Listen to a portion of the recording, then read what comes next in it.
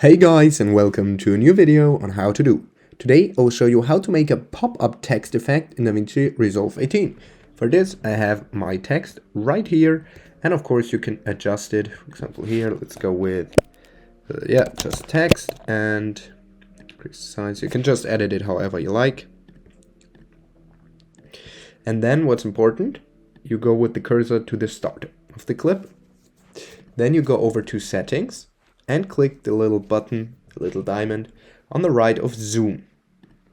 Then, with the cursor all the way to the left, here you can go to 0.750. Then you move the cursor 3 steps ahead, so just on the right arrow 1, 2, 3. And then you change this to 1.250. And again 3 steps to the right, 1, 2, 3. And then you change it back to 1.0. And now if we view the end result, this is how it looks. Alright, that was a quick tutorial on how to make a pop-up text in DaVinci Resolve 18. If you enjoyed the video, please like and subscribe to stay tuned for more how to do videos. If you have a video suggestion, just let me know down in the comments. See you guys soon.